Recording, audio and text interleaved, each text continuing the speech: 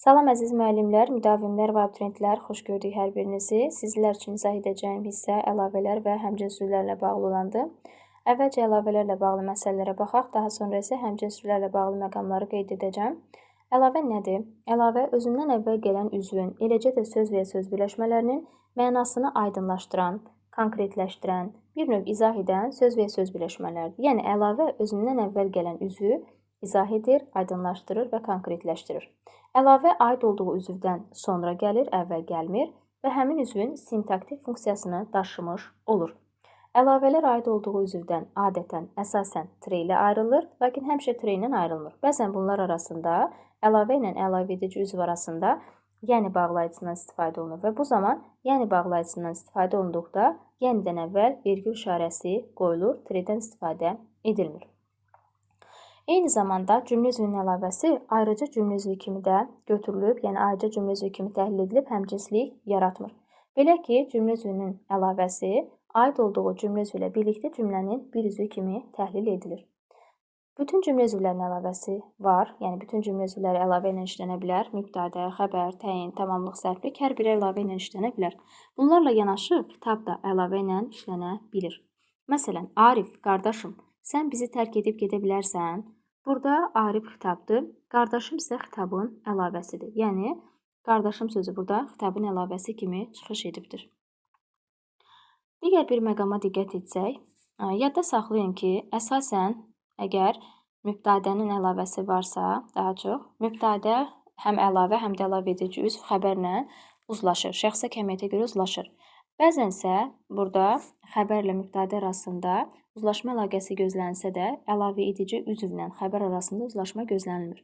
Məhz bu zaman əlavə ilə xəbər arasında uzlaşma əlaqəsi pozulduqda, tiredən və yaxud da vergül yenidən yox, hər iki tərəfində vergül qoyulmaqla əlavə edici üzvdən, yəni əlavə izah etdiyi üzvdən hər iki tərəfdən vergüllə ayrılmaqla qeyd olunur. Yəni, burada cümləyə də nümunəyə baxsaq, siz bizim gənclərimiz vətənə layiqli övlad olmalısınız. Burada övlad olmalısınız. Sınız ikinci şəxsin cəmindədir xəbər. Siz mübtədəsi ilə şəxsi kəmiyyətə görə uzlaşır. Lakin bizim gənclərimiz üçün şəxsdə olduğu üçün sınız şəxs onluğu ilə uzlaşmır. Burada əlavə edici üzv, yəni əlavə edici üzvdən fərqli olaraq əlavənin özü bizim gənclərimiz xəbərlə şəxsi kəmiyyətə görə uzlaşmadığı üçün artıq burada bunlar arasında hər iki tərəfində vergüldən istifadə olunmuş olur. Yəni, hər iki tərəfdən nə zaman vergül qoyular? Xəbərlə əlavə edici üzv arasında şəxs kəmiyyət, yəni uzlaşma əlaqəsi pozularsa, bu zaman hər iki tərəfində vergül qoyulur, tiredən istifadə edilmir. Bundan da əlavə, mübtədənin əlavəsi aid olduğu üzvdən əvvələ keçərsə, həmin o əlavə təyin rolunda çıxış edə bilər. Məsələn, Elnur, yəni mənim qardaşım Bakıda təhsil alır. Burada mənim qardaşım cümlə üzvünün əlavəsidir, mübtədənin əlavəsidir, əlavə olan hissədir. Həmin o əlavə olan hissəni mübtədədən əvvələ keçirsək, bu zaman həmin əlavə təyin rolunda çıxış etmiş olacaq. Digər nümunədə baxaq. Mənim qardaşım Elnur Bakıda təhsil alır. Təhsil alır harada? Bakıda. Kim Elnur? Hansı Elnur? Mənim qardaşım. Gördüyünüz kimi burada əlavə, cümlə üzvünün əlavəsi əlavə edici üzvdən əvvələ keçdikdə artıq təyin rolunda çıxış etmiş olur. Bununla bağlı belə bir sual sala bilərlər sizə. Məsələn, deyək ki, bu cümləni verə bilər və deyər ki, altından xətt çəkilmiş sözlərdən hansının yerini dəyişməklə cümlə üzvünün sintaktik təhlilini dəyişmək olar, yaxud da ki, cümlə üzvlərinin sayını azaltmaq olar. Bu zaman mənim qardaşımı, yəni cümlədə yerini dəyişsək, əvvələ keçirdiyimiz zaman cümlə üzvünün sxemi də dəyişəcəkdir. Artıq orada təyin artırılmış olacaqdır. Eyni zamanda cümlə üzvlərinin sayı da azalmış olacaqdır. Daha doğrusu artmış olacaqdır. Çünki hazırki məqamda Elnur mənim qardaşım birlikdə bir mübtədə kimi təhlil olunacaqdır. Bakıda zərflik, təhsil almaq xəbər olacaq. Digər məqamda mənim qardaşım Elnur mübtədəsinin əvvəlinə keçdikdə isə Elnur mübtədə, mənim qardaşım təyin, Bakıda deməli zərflik, təhsil alır xəbər olacaq. Həm cümlə üzvlərinin sayı dəyişəcək, həm də eyni zamanda sintaktik təhlil də dəyişmiş olacaqdır. Bununla yanaşı bu məqamın əksi də ola bilər. Yəni, mənim qardaşım Elnur Bakıda təhsil alır cümləsini verib, bu cümlə haqqında deyə bilər ki, hansı dəyişikliyi etsək, bu məqamda yaxud da təhlil sxemini yazsa, deməli təyin, mübtədə, zərflik, eyni zamanda xəbər. Deyilsə ki, hansı cümlə üzvünün yerini dəyişməklə cümlə üzvlərinin sayını azaltmaq mümkündür, yaxud da sintaktik təhlil sxemi dəyişər. Bu məqamda da mənim qardaşımı Elnurdan sonraya keçirsək, cümlə üzvünün əlavəsi kimi cümləyə daxil olsa və bu zaman sintaktik təhlil dəyişəcək, cümlə üzvlərinin sayı da azalmış olacaq. Təhsil alır, harada? Bakıda. Kim? Elnur, yəni mənim qardaşım. Mübtədə kimi çıxış etmiş olacaq və burada Elnur mənim qardaşım bir mübtədədir. Həmçinin mübtədə sayılmayacaq. Digər bir məqama baxaq. Əlavədə təyin edici söz iştirak edib, təyin rolunda çıxış etməyə bilər. Bu nə deməkdir? Yəni, söz təyin edici funksiyanı yerinə yetirir, lakin cümlə üzvü olaraq təyin olmaya bilər. Nə zaman təyin olmayacaq? Təbii ki, ola bilər ki, orada birlikdə bir cümlə üzvü olaraq birlikdə əlavə sayılacaqdır və həmin məqamda onu müstəqil təyin kimi götürməyəcək. Nümunəyə baxsaq, Cümşüd, yəni yeni idmançı nədən sözünü qəribə aparırdı. Burada cümlə üzvünün əlavəsi yeni idmançıdır və burada özünü qəribə aparan kimdir? Cümşüd, yəni yeni idmançı. Burada Cümşüd, yeni idmançı birlikdə mübtədə kimi çıxış etmiş olacaqdır və biz artıq burada yeniyə təyin olaraq yanaşıb cümlə üzvü olaraq təyin götürə bilmərik. Burada da gördüyümüz kimi əlavədə təyin edici söz var, lakin təyin rolunda çıxış etmir. Yəni, sual olaraq düşsə, bu nəzərdə tutula bilər. Daha sonra əlavə həm söz birləşməsi ilə, həm də sözlə ifadə oluna bilər. Əlavənin nə ilə ifadə olunduğu soruşulduqda tredən sonraya baxmaq lazımdır.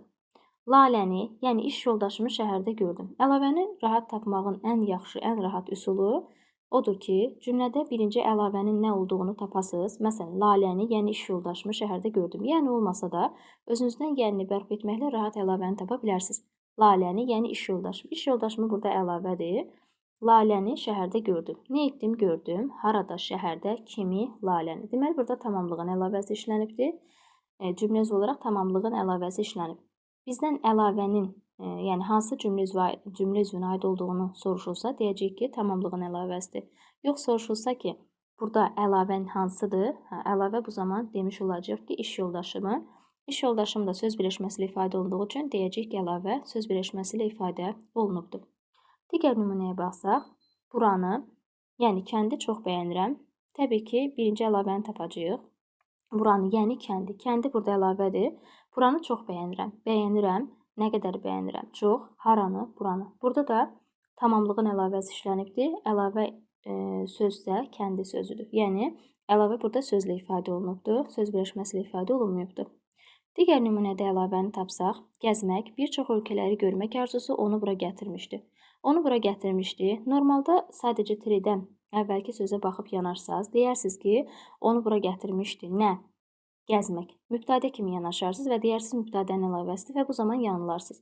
Ona görə də əlavəni tapmaq üçün ən vacib qayda cümlədə əlavə olan, yəni əlavə hissəni tapıb silib cümləni təhlil etmək lazımdır. Gəlin əlavəni tapaq. Gəzmək, yəni bir çox ölkələri görmək. Burada bir çox ölkələri görmək cümlə üzvünün əlavəsidir. Əlavənin üstündən xətt çəkirsiniz, daha sonra isə cümləni təhlil edirsiniz. Nə etmişdi, gətirmişdi, haraya, bura, kimi, onu bura nə gətirmişdi? Gəzmək arzusu.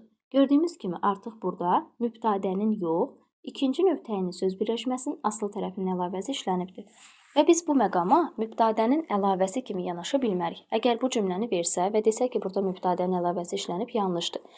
Yadda saxlayın ki, tredən öncəki sözlə tredən sonraki söz birlikdə bir cümlə üzvü kimi təhlil olunursa, artıq biz buna söz birləşməsinin asıl tərəfinin əlavəsi kimi yanaşacağıq. Biz buna mübtədənin, təyinin, tamamlığın, zərfin əlavəsi kimi yanaşa bilmərik. Tredən əvvəlki söz müstəqil olaraq cümlə üzvü kimi götürülərsə, tredən sonraki sözlə birlikdə təhlil olunmazsa, bu zaman cümlə üzvünün əlavəsi deyə bilərik. Məsələn, Laləni, yəni iş yoldaşımı sildi, gördüm kimi Laləni. Tredən əvvəlki söz müstəqil olaraq tamamlıq olduğu üçün bu olacaq tamamlığın əlavəsi. Yaxud buranı bəyənirəm. Müstəqil olaraq buranı tamamlıq olduğu üçün olacaq deməli tamamlığın əlavəsi. Digər cümlədə diqqət etsək, gəzmək arzusu üçüncü növ təyini, daha doğrusu ikinci növ təyini söz birləşməsidir. Tredən əvvəlki sözlə tredən sonraki söz birlikdə cümlə üzvü olaraq götürülür. Və biz bu zaman deyəcəyik ki, burada ikinci növ təyini söz birləşməsinin asıl tərəfinin əlavəsi var, yaxud da ismi birləşmənin əlavəsi var, kimi yanaşacaq.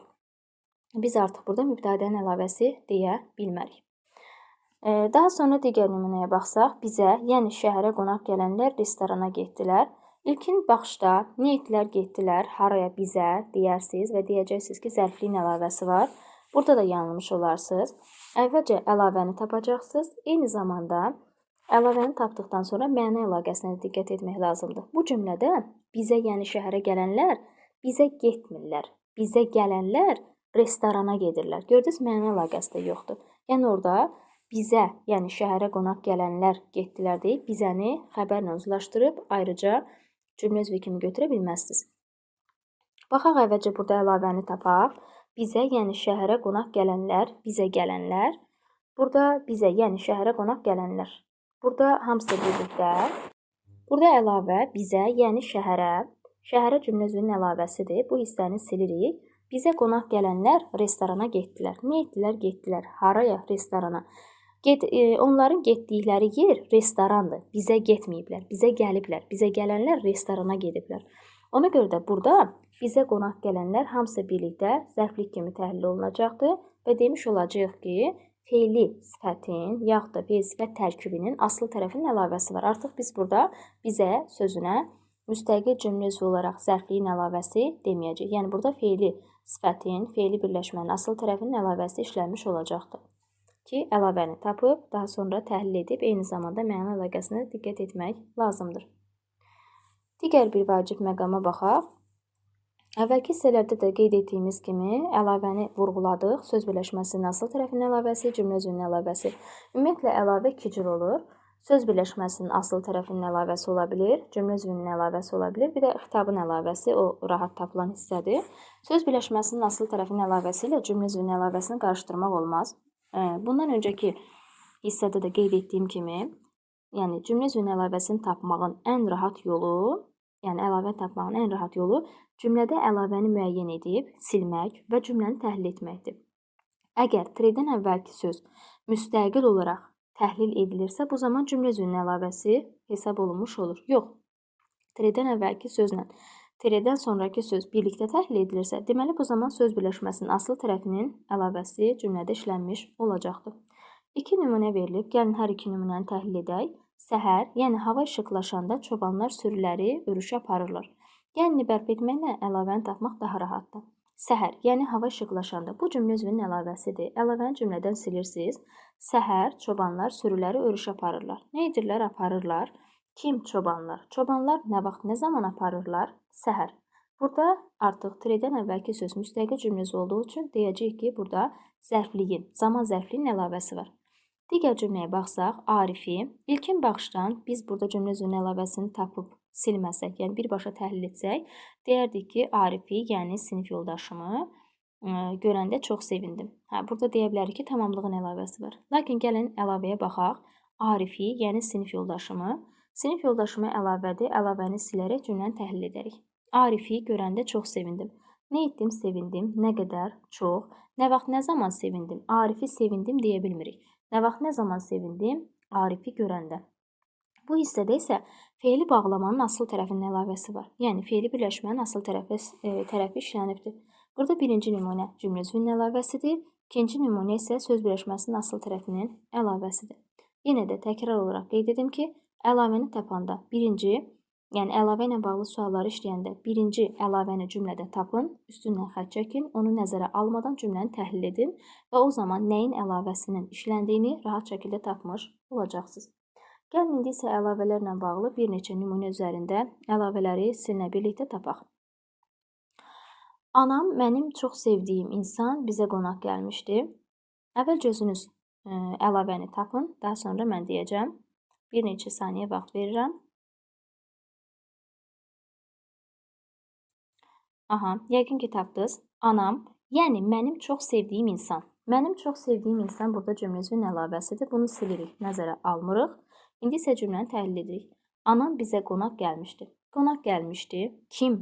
Anam. Artıq burada tirdən əvvəlki söz müstəqil cümlə üzvüdür, mübtədədir. Deməli burada mübtədənin əlavəsi işlənibdir. Növbəti suala baxaq, yəni cümləyə baxaq daha doğrusu. Bizim ev kəndin aşağısında, yəni çayın kənarında idi. Bu cümlədə əlavəni tapın. Bu cümlədə də əlavə təbii ki, çayın kənarında sözüdür, söz birləşməsidir. Çayın kənarında əlavədir, bunu silirik. İdi təbii ki, ixtisar olunmur. Bizim ev kəndin aşağısında idi, kəndin aşağısında idi.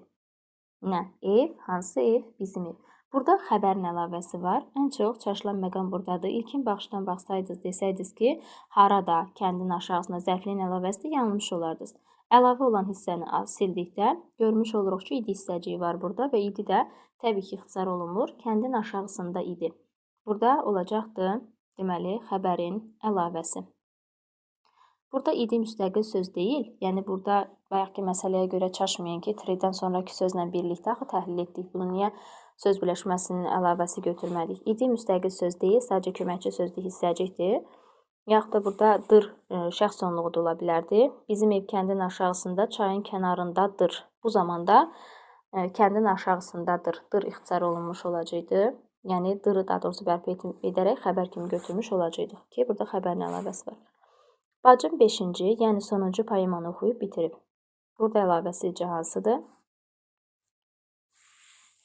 Bəli, burada əlavə sonuncu sözüdür. Bacım 5-ci, yəni sonuncu poemanı oxuyub bitirib. Burada isə əlavə olacaqdır. Deməli, yəni sonuncunu silirik. Təhlil etsək poemanı, hansı poemanı? 5-ci. 5-ci burada təyindir və burada təyin əlavəsi olmuş olacaqdır. Digər cümləyə baxaq. Səhər tezdən dan yeri söküləndə atam bazara getdi. Burada əlavə səhər tezdən, yəni dan yeri söküləndə. Bu əlavədir. Cümləni təhlil edək. Səhər tezdən atam bazara getdi. Getdi, haraya? Bazara. Kim? Atam. Nə vaxt, nə zaman? Səhər tezdən. Burada da zərfliyin əlavəsi var. Uşağın əlinin səsi hələ də qulaqlarımda cingildəyirdi. Qulağında cingildəyən nədir? Uşağın, yəni əlinin səsi. Burada isə əlinin əlavədir, əlini silirik. Qulağında cingildəyən nə idi? Uşağın səsi. Burada gördüyümüz kimi 3-cü nöqtəyin söz birləşməsinin asıl tərəfinin əlavəsi var. Artıq mübtədənin əlavəsi yox, isim birləşmənin asıl tərəfinin əlavəsi kimi yanaşmış olacaq. Əli, yəni qonşumuz gələndə mən onu gördüm. Burada əlavə hansıdır? Təbii ki, Əli, yəni qonşumuz. Qonşumuz əlavədir.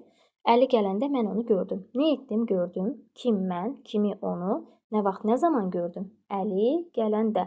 Burada birlikdə cümləsi olur. Fe'li birləşmənin asıl tərəfinin əlavəsidir. Mələk, mənim balam. Nə üçün məktəbə getmək istəmirsən? Burada əlavə mənim balamdır. Mələk xitabdır. Deməli, xitabın əlavəsi var. Əmimin fikri Xədicəni, yəni qızını aparmaq idi. İlkin yanaşsaz, Xədicəni kimi sualını verib tamamlığın əlavəsi kimi yanaşsaz, yanlış etmiş olarsınız. Gəlin əlavəni tapaq. Əmimin fikri Xədicəni, yəni qızını burada əlavədir. İndi isə cümləni təhlil edək. Əmimin fikri Xədicəni aparmaq idi. Maq məstər. Deməli, burada Xədicəni aparmaq idi. Nə? Əmimin fikri. Burada isə maq məstərdir və məstər tərkibinin asıl tərəfinin əlavəsi var. Kursun müdiri Ənvər Sadıqov bugün iclas keçirdi. İclası keçirən kimdir? Kursun müdiri, yəni Ənvər Sadıqov. Ənvər Sadıqov mürəkkəb addır. Əlavə burada mürəkkəb addır. Və iclas keçirdi kim? Kursun müdiri. Burada mübtədənin əlavəsi var və mübtədə də ifadə olunub 3-cü nöqtəyinin söz birləşməsi ilə. Əlavə isə mürəkkəb adla ifadə olunub və əlavə Ənvər Sadıqovdur. Mənim məqsədim onu, yəni tələbəni bura çağırmaq idi. Mənim məqsədim onu, yəni tələbəni. Tələbəni əlavədir. Mənim məqsədim onu bura çağırmaq idi. Onu bura çağırmaq idi. Nə? Mənim məqsədim. Xəbər burada məstərlə ifadə olunubdur. Mübtədəni tapıb mübtədədən sağdakını birlikdə xəbər kimi təhlil etmiş oluruq və bu olur məstər tərkibi. Burada olacaqdır məstərin və yaxud da ki, məstər tərkibinin asıl tərəfi yaxud da fe'li birləşmənin asıl tərəfinin əlavəsi. Əlavə ilə bağlı olan qeydlərimiz bu qədər. İndi isə baxaq həmcins üzvlərə. Həmcins üzv nədir? Həmcins üzv cümlədə eyni üzvlə əlaqələnən, eyni cümlə üzvü olan, eyni cümlə üzvünün sualına cavab verən bərabər hüquqlu üzvlərdir. Həmcins üzvlər tabiisizlik bağlayıcıları və intonasiya ilə bağlanır və bütün cümlə üzvləri həmcins ola bilir. Yəni mübtədə, xəbər, təyin, tamamlıq, zərflik həmcinslik yarada bilirlər. Və qeyd edim ki, həmcins üzvlər tabeililik yox, məhz tabiisilik bağlayıcılarla bağlanmış olur. Və bütün tabe-seç bağlayıcıları həmcins üzvləri bağlayır fikri də yanlışdır. Çünki yəni məsələni aydınlaşdırma tabe-seç bağlayıcıları həmcins üzvləri bağlaya bilmir. Gəlin əlavələrlə bağlı, daha doğrusu həmcins üzvlərlə bağlı nümunələrə baxaq. Uşağın əli, ayağı buz kimi olmuşdu. Buz kimi olmuşdu. Nə uşağın əli, nə ayağı. Burada həmcins mübtədələr var. Fikirləşməyin ki, uşağın əli, ayağı birlikdə gedəcək və həmcins mübtədə yoxdur. Xeyr. Diqqət edin ki, əgər cümlədə, yəni cümlə üzvünün təhlili zamanı nəyə diqqət edəcəksiniz? Söz birləşməsinin aslı tərəfi, yəni söhbət isim birləşmədən gedir. Söz birləşməsində, yəni üçüncü növ təyin söz birləşməsində aslı tərəf ixtisar olunarsa, bu zaman əsas tərəfi müstəqil cümlə üzvü kimi götürürük. Lakin əsas tərəf ixtisar olunarsa, bu zaman aslı tərəfi müstəqil cümlə üzvü kimi götürə bilmərik. Burada buz kimi olmuşdu nə ayağı, nə uşağın əli və həmcins mübtədə yaratmış olur. Çünki aslı tərəf ixtisar olunur. Yox, əsas tərəf ixtisar olunsaydı, bu zaman təbii ki, müstəqil cümlə üzvü kimi götürə bilməyəcəkdik. Digər bir cümləyə baxaq. Ana evdə yemək bişirir, həm də telefon ilə danışırdı. Danışırdı kim? Ana. Yemək bişirir kim? Ana. Həmcins xəbərlər var və bunlar həmcins xəbər sayılır. Lakin bura yazılsaydı ki, ana evdə yemək bişirir, həm də o telefon ilə danışırdı. Bu artıq həmcins xəbər sayılmayacaq. Çünki danışan o, bişirən də ana idi. Fikirləşsək ki, burada o şəxs əvəzliyi ananı əvəz edib işi görən yenə də danışan da anadır.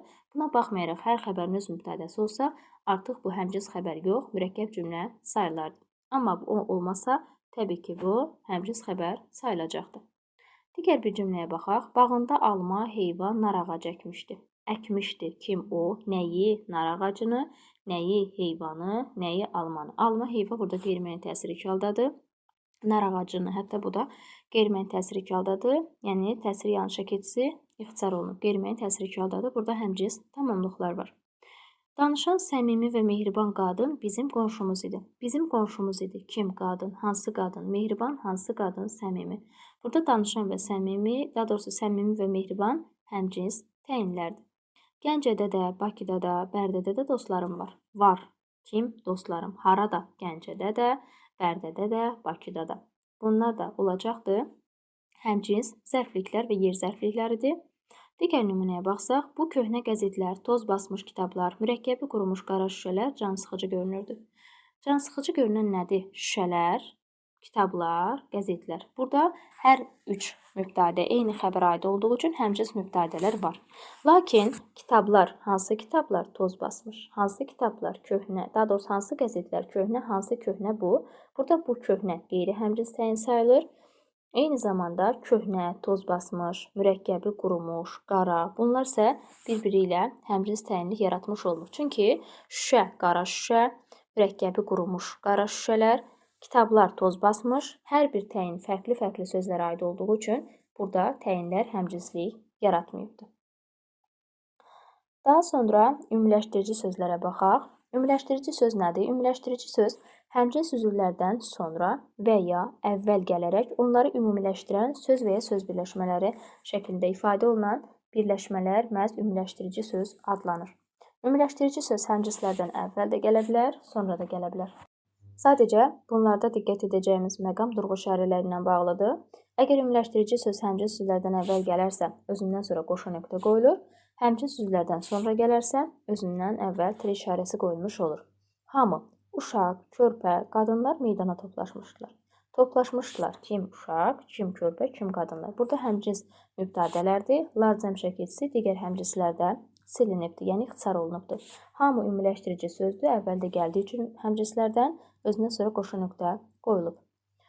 Digərində isə kənd adamları, cavanlar, şəhərdəkilər, hamı baş verənlərdən narahat idilər. Hamı burada ümumiləşdirici sözdür, həmcinslərdən sonra gəldiyi üçün tirdən istifadə olunubdur. Əlavə olaraq qeyd edim ki, həmcins üzvlər ifadə vasitələri fərqli ola bilər. Belə ki, ifadə vasitələrinə görə, yəni biri isim, biri sifət, biri say ola bilər. Lakin eyni cümlə üzvü olmaqları şərtdir ki, onlar həmcins olsunlar. Daha bir qeydimizə baxaq. Ümumiləşdirici söz dedik ki, həmcinslərdən əvvəl gəldikdə ondan sonra qoşa nöqtə qoyulur. Nümunə olaraq bəziləri, oxuyanlar, yeni gələnlər bunu dünən öyrəniblər. Burada bəziləri ümumiləşdirici sözdür. Əvvəldə gəldiyi üçün, həmcinslərdən əvvəl gəldiyi üçün, yəni həmcins mübtədələrdən əvvəl gəlib və qoşa nöqtə qoyulub. Bəzi ümumiləşdirici sözlər həmcinslərdən, yəni əvvəl gələndə bunlarda yəni məsələn bağlayıcılarından istifadə oluna bilər. Bu zaman yəni məsələn bağlayıcılarından əvvəl virgül, özündən sonra isə qoşa nöqtə qoyulmuş olur. Yəni burada bu sxem şəklində durğu şairləri ilə bağlı hissədə düşə bilər bu. Kəndin qocaları ümumiləşdirici sözdür və söz birləşməsi ilə ifadə olunubdur. Yəni bağlayıcı istifadə olunduğu üçün yənidən əvvəl virgül, özündən sonra isə qoşa nöqtə qoyulubdur. Həmcinslərdən sonra gəldikdə isə dediyimiz kimi tredən istifadə olunur. Müəllimlər, şagirdlər, texniki işçilər hamı həyətdə toplaşmışdı. Burada hamı ümumiləşdirici sözdür, həmcinslərdən sonra gəldiyi üçün tredən istifadə olunubdur. Eyni zamanda həmcinslərdən, yəni sonra gələndə bəzən burada ara söz və yaxud da yekunlaşdırıcı söz istifadə oluna bilər. Bu zaman bunlar gələndə tre ilə paralel virgüldən istifadə olunur. Yəni ara söz ümumiləşdirici sözdən əvvəl tre, özündən sonra virgül qoyulur. Buradakı virgül də təbii ki, ara sözün tələbinə görədir. Çörəyini də, suyunu da, bir sözlə hər şeyini götürdü. Hər şeyin ümumiləşdirici sözdür. Ümumiləşdiriciden öncə yekunlaşdırıcı, yəni ümumiləşdirici ara söz gəlibdir bir sözlə və bir sözlərin tələbinə görə vergül işarəsi qoyulur. Ümumilikdə isə tre işarəsi qoyulur. Tre işarəsi də ümumiləşdirici sözün tələbidir. Yəni ümumiləşdirici həmcinslərdən sonra gəldikdə tre qoyulur. Vergül isə bir sözlərin tələbinə görə qoyulubdur. Bununla yanaşı, eyni cümlə daxilində ümumiləşdirici söz həmcinslərdən həm əvvəl, həm də sonra gələ bilər. Yəni bir cümlə daxilində həm əvvəl, həm də sonra gələ bilər. Kənd insanları, cavanlar, qocalar, hər kəs yazın gəlişinə sevinirdi. Hər kəs ümumiləşdiricidir. Kənd insanları ümumiləşdiricidir. Həmcinslərdən həm əvvəl, həm də sonra gələ bilər. Əvvəl gəlib qoşa nöqtə, sonra gəlib tredən istifadə olunubdur. Daha sonra digər qeydimizə baxaq. Əvvəldə də qeyd etdiyim kimi həmcins sözlər tabesilik bağlayıcıları ilə bir də intonasiya ilə bağlana bilir və bütün tabesilik bağlayıcıları həmcins sözləri bağlayır fikri yanlışdır. Çünki tabesilik bağlayıcılarla aydınlaşdırma bağlayıcısı olan yəni və məsələn həmcins üzvləri bir-birinə bağlaya bilmirlər. Eyni zamanda həmcinslik və həmcins cümlə üzvləri fərqli anlayışdır. Həmcinslik, hər həmcinslik yaradan həmcins cümlə üzvü olmaya bilər. Bunun fərqi nədədir? Gəlin diqqət edək nümunələr üzərindən. Böyük uca evləri görəndə heyrətləndi. Nə etdi? Heyrətləndi. Nə vaxt, nə zaman heyrətləndi? Böyük uca evləri görəndə. Burada böyük və uca həmcinslik yaradıbdır. Yəni öz aralarında tabesilik əlaqəsi ilə həmcinslik yaradıb. Sadəcə həmcins cümlə üzvləri deyil. Çünki həmcins cümlə üzvləri ona görə deyil ki, burada anbəyəndə fe'li bağlama var. Biz də bildiyimiz kimi məsdər fiil sifət fe'li bağlamanın önündə müstəqil təyin götürə bilmərik. Burada böyük və uca təyin olunur. Böyük uca evləri görəndə birlikdə fe'li bağlama tərkibi sayılır və burada həmcins cümlə üzvləri yoxdur. Amma tabesilik əlaqəsi də var, eyni zamanda həmcinslik var sözlər arasında. Lakin həmcins cümlə üzvü yoxdur. Digər nümunəyə diqqət etsək, böyük uca evlər şəhərdə daha çox olur. Çox olur nə? Evlər, hansı evlər uca, hansı evlər böyük. Burada sözlər arasında həm tabesilik əlaqəsi var, həmcinslik var, həm də həmcins üzvlər var. Yəni burada təyinlər həmcinslik yaradır. Daha sonra əvvəlki cümlələrdə qeyd etdiyim məsələlərdir. Sadəcə bəzi məqamlar da əlavə olaraq qeyd edim burada. Dedik ki, isim birləşmədə əsas tərəf ixtisar edildikdə asıl tərəf müstəqil cümlə üzvü kimi götürülmür. Birlikdə təhlil olunur. Lakin əsas tərəf yox, asıl tərəf ixtisar olunduqda əsas tərəf müstəqil cümlə üzvü kimi götürülür. Gəlin həmin qaydalara nümunə üzərində də bir daha diqqət edək. Məsələn, Əlinin, Arifin, Həmidin kitabı fərqli idi. Fərqli idi. Burada Əlinin, Arifin, Həmidin həmcinslik sayılmır. Həmcinslik yaratsa da, yəni tabesilik əlaqəsi olsa da, bunlar birlikdə bir cümlə üzvü kimi götürüləcəkdir. Əlinin, Arifin, Həmidin kitabı birlikdə bir dənə cümlə üzvü götürülür və burada həmcins cümlə üzvü yoxdur. Çünki burada ixtisar olunan əsas tərəfdir, asıl tərəf deyil. Asıl tərəf ixtisar olunanda əsas tərəf müstəqil cümlə üzvü olur. Lakin əsas tərəf ixtisar olunanda asıl tərəf müstəqil cümlə üzvü olmur. Əlinin, Arifin, Həmidin kitabı hamısı birlikdə bir cümlə üzvü götürülür və parçalanmadan isim birləşmə, üçüncü növ təyini söz birləşməsi sayılır və bir mübtədə kimi təhlil olunur. Bunun əksi olsa, yəni asıl tərəf ixtisar olunsa, bu zaman əsas tərəfdə müstəqil cümlə üzvü kimi götürülür. Kəndin qocaları, qadınları, körpələri təhlükə ilə üzləşmişdi. Təhlükə üzləşən kimdir? Kəndin qocaları, qadınları, körpələri. Gördüyümüz kimi burada həmcins cümlə üzvləri var və hər birini müstəqil mübtədə kimi götürdük. Yəni kəndin qocaları, kəndin qadınları, kəndin körpələri. Kəndin asıl tərəfdə, asıl tərəf ixtisar olunub, əsas tərəfi müstəqil cümlə üzvü kimi götürürük. Daha sonra xəbəri buraxılmış mürəkkəb cümlələrdə diqqətli olmaq lazımdır. Yəni orada həmcins xəbərlik yaratmaya bilər. Musa kişi də getdi, Səriyə xala da. Burada getdi ixtisar olunubdur. Əslində mürəkkəb cümlədə sadəcə xəbər ixtisar olunubdur. Necə ki, bəzi cümlələrdə mübtəda ixtisar olunur, onu bərpa edə bilirik. Burada da xəbər ixtisar olunub, xəbəri bərpa edə bilərik. Getdi Musa kişi, Səriyə xala da getdi. Getdi Səriyə xala. Burada hər xəbərin, düzdür, ikinci cümlədə xəbər ixtisar olunub, xəbər yoxdur, lakin bərpa edə bilərik. Hər biri ayrı-ayrı xəbər aidi olduğu üçün bu mürəkkəb cümlədir. Yəni burada həmcins xəbər yoxdur. Və təkrarlanan sözlər də həmcinslik yaratmır. Yəni həmcins cümlə üzvü sayılmır. Uşaqlar, sizə dedim, gəlin, gəlin. Burada gəlin, gəlin həmcins xəbərlər sayılmır. Daha sonra həmcins sözlərdə ixtisarlara diqqət edək. İxtisarın digər adı ellipsisdir. Bu daha çox abituriyentlərdə bədii üslubla bağlı olan mətnlərdə, yəni sual olaraq düşür. Ellipsis nədir? Ellipsis məhz ixtisar, qısaltmadır. Həmcins sözlərdə sonuncusunda saxlanılmaqla, diqqətli olun, sonuncusunda saxlanılmaqla bəzi şəkilçilər ixtisar oluna bilər. Bəzən sadəcə şəkilçi yox, idi, imiş, isə hissəcikləri, bəzi qoşmalar da belə ixtisar oluna bilər. Həmcins sözlərdə ixtisara diqqətli olun. Yalnız son həmcins cümlə üzvü, yəni saxlanılmaqla özündən əvvəlki həmcins sözlərdə ixtisar oluna bilər. Yəni, bir cümlədə deyək ki, 3 dənə həmcins üzv varsa, ixtisar sadəcə birinci və ikincidə, yəni sonuncuda saxlanılmaqla birinci və ikincidə ixtisar oluna bilər.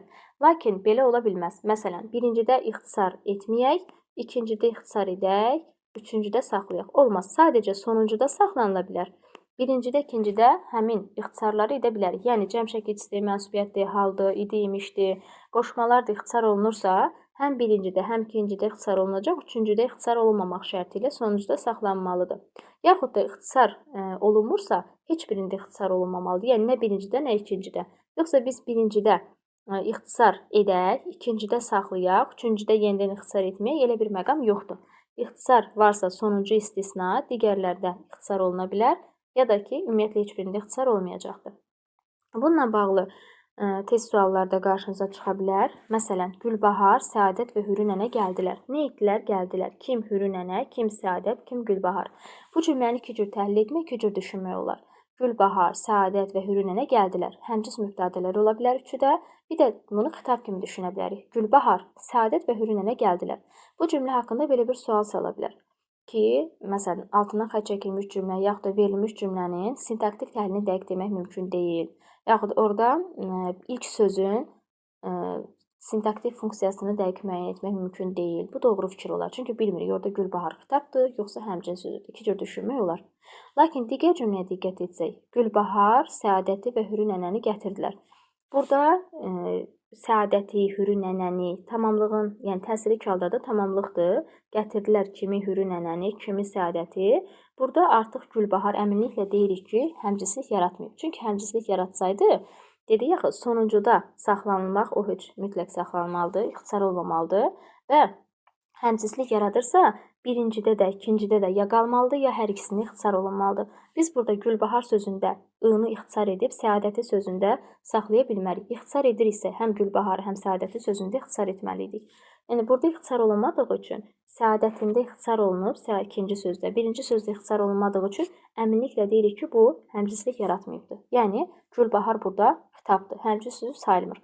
Gətirdilər kimi Hürü nənəni, kimi Səadəti, Gülbahar da burada xitabdır. Yox, Gülbaharı olsaydı, bu zaman deyəcəkdik ki, burada həmcinslik var. Yəni, necə var? Gülbaharı sözdə həmcinslik, onsuz da həmcinslik var. Sadəcə Gülbahar sözdə həmcinslik yaradardı.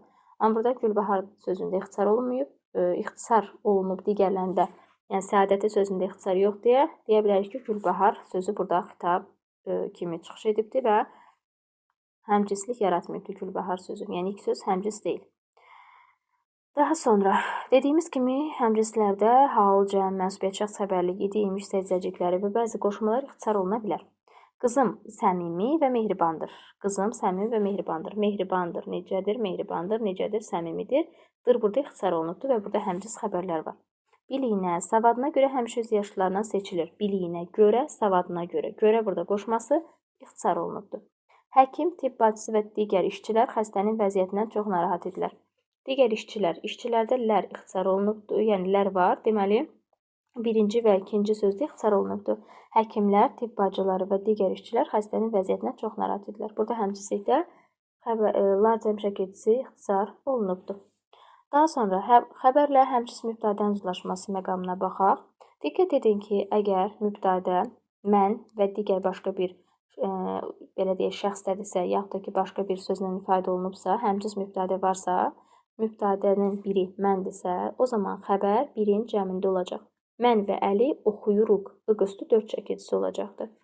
Yox, əgər mən yoxdur, sən və başqa bir şəxsdə olan əvəzlik və yaxud da ki, başqa bir belə deyək, başqa bir həmcins mübtədə olarsa, bu zaman xəbər ikinci şəxsin cəmində olacaqdır. Sən və Əli, məsələn, oxuyursunuz. Oxuyuram yox, oxuyursan yox, oxuyursunuz olmalıdır. Eyni zamanda üçüncü şəxsdə olan həmcins mübtədələr olarsa, bu zaman insan anlayışı bildirdikdə, əgər üçüncü şəxsdə olarsa, iki həmcins mübtədə olarsa, bu zaman cəm şəkilçisi, yəni xəbər cəmdə olmalıdır. Aynur, Lalə və Həmidə bir sinifdə oxuyurlar. İnsan anlayışı bildirərsə.